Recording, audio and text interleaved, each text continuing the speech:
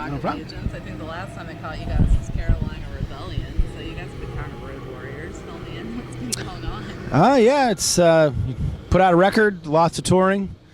We just started our tour 2 days ago.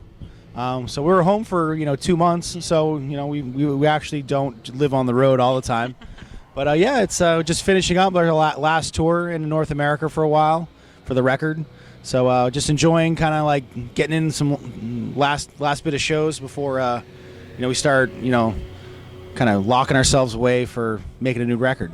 Do you guys kind of have to take time away from the road to do that, or are you a band that can write like as you go along? We always write as we go along. Just because we like, just naturally just like to have songs develop over time and just give ourselves the, I guess, the leisure to kind of just like, you might write something like a song idea and then like not have any idea what else to do with it. And then 6 months later, all of a sudden just like light bulb goes off and you're like, oh, I know what I can do to finish the song or make it better. So we just kind of let everything just kind of naturally take its course over time. And we don't write on tour anymore, but during breaks at home, like we have like 2 weeks off or whatever, kind of taking a break from not thinking about writing and then coming off the road, and next thing you know, like you could just all these ideas just start coming out once you pick up a guitar. So even like during short breaks, a lot of ideas for future albums are I think we definitely don't have a shortage of material. Having 3 guys in the band that write music, that everyone's kind of at any given moment you open your email and be like, hey, check out this. So there's always plenty to sift through, and I think already we've had to edit ourselves because we had like 30 something song ideas. So we're like, well, we obviously that's a lot to deal with. So we had to kind of edit the list down to a smaller amount so far. So it's we're kind of already kind of transitioning into kind of getting our mindset into the album mode. That's awesome. Doesn't technology make it pretty awesome to be able to do that now and just share that feedback like instantaneously before you don't have to necessarily be like, okay, we're gonna meet at the studio and do it this way? Yeah, it's really cool because we're all into like recording and like all the, I guess, the technology perks of what's so easily available nowadays. That before, when we 10 years ago making records, presenting song ideas was technically like recording like your guitar onto like a fucking 4-track, and that's all you could present a song. And now it's like we send song ideas to each other, and it's got like it's like a full recording with like drums and all the instruments and stuff like that. So you can really kind of show everybody kind of what you're thinking in a more, I guess, put together form. It definitely takes a lot longer because programming and recording all the instruments, but it kind of helps speed up the process where you can really kind of see where the song's going and how it's forming within the full band, instead of having to wait till you get everyone in a room to play it. You can kind of feel out how the song's gonna kind of take shape. So we definitely that kind of helps us move the process forward. It's definitely a lot different than putting a boombox in the middle of the room and that's your demo. So it's definitely worked out. So I mean, with 7 albums under your belt now, I mean, how hard is it for you guys to craft the set list? I mean, obviously, I'm sure some of the staples have to be in there, but is it difficult for you guys now to go, okay, what do we have to play, especially like at festivals versus club shows versus? I guess that many records at festivals is definitely sucks. Because playing 30 minutes, it's like, at least for us, it's like probably about like 5 songs, and it's like, kind of like at least for how we normally play, like headlining shows, like 30 minutes is like a warm up. So, playing 5 songs, it's like barely breaking a sweat. But festivals, you gotta, you're definitely playing in front of fans, but also playing in front of a lot of new people. So you kind of have to like make a set list. It's like, all right, if someone's in the crowd that's never heard our band, like what's kind of like the mixtape of our discography that would kind of give someone a good indication of what our band's all about. So we kind of do it that way. And then headlining shows, obviously we like to play the big songs that kind of like our kind of like highlights in our, I guess, all our albums. And then we're definitely we don't, just kind of play the same shit all the time. So far, doing this tour and the last couple tours on headliners, we play like a different set list every show, where we like rotate songs, play different songs, play a lot of songs we haven't done in like 7-8 years. So we like to, for our fans coming out to see us all these years and maybe even seeing us multiple times on this album cycle, try to make it where fans coming out, they can hear different stuff that they didn't hear the last time.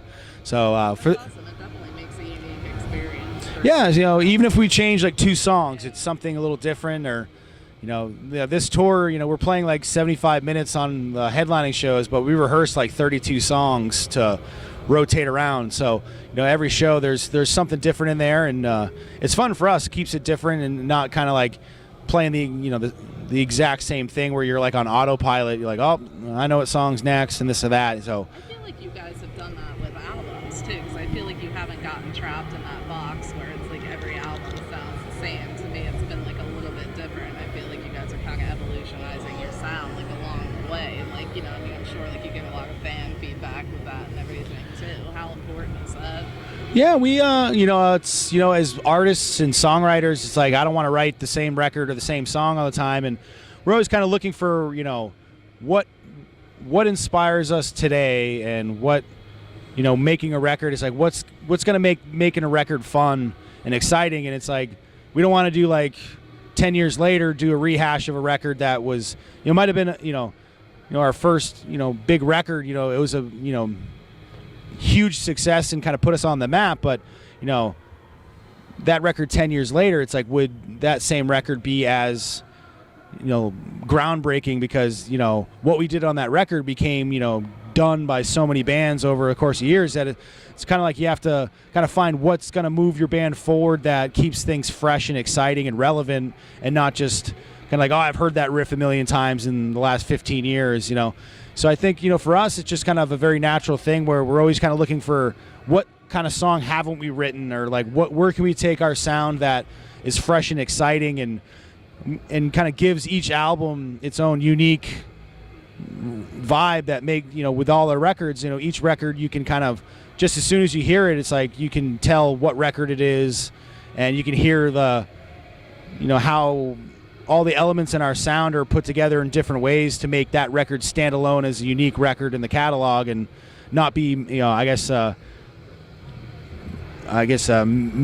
as another record. So the production side of it, and also the songwriting, we try to like make each record kind of take it somewhere different that we haven't done before. Absolutely. So as a fun question, if you guys could cover any one song, what would it be? Is there anything surprising? What would be an odd one for Trivium to cover?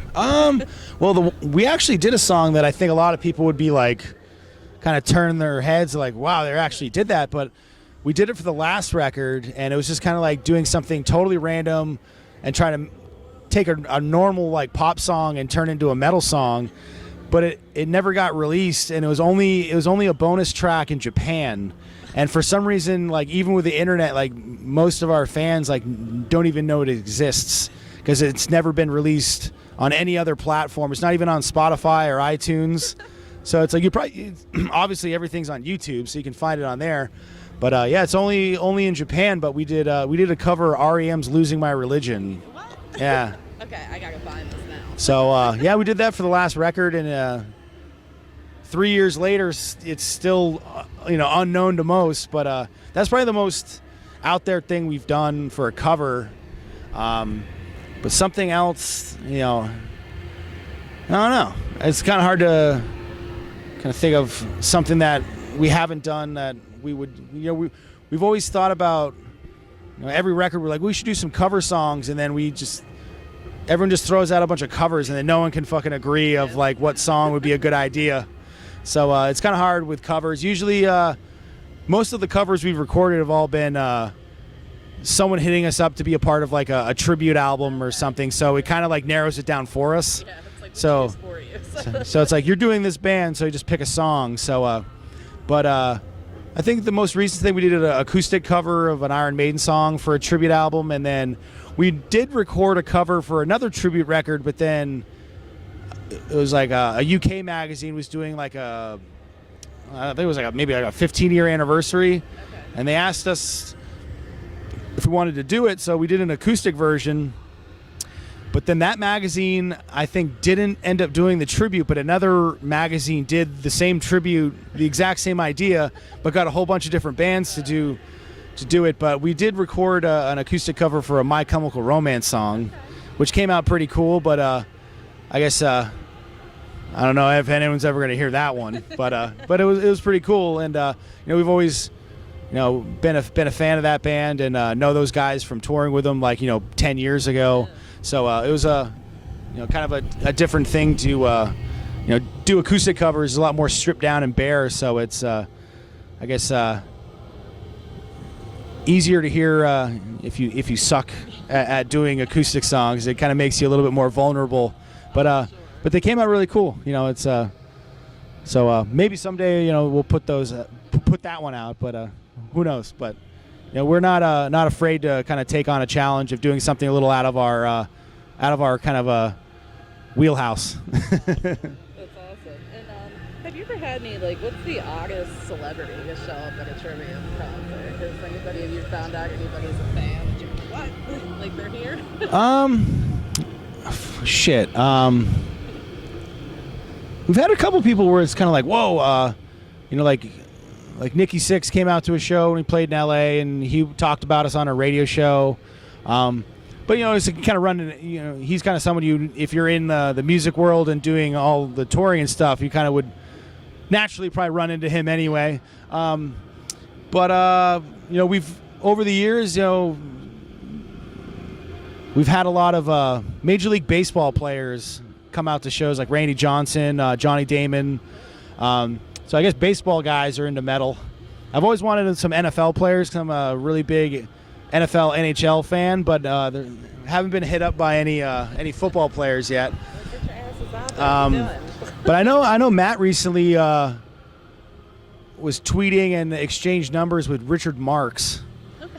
So that's a little bit different because I guess his son's like a big Trivium fan. So I guess in a recent Richard Marx video, his son's playing drums in it wearing a Trivium shirt. So like Matt tweeted him, and then they started exchange numbers, and I think he might come out to a show. So that's probably maybe the most random as far as being a metal band. That's just kind of a totally different, I guess,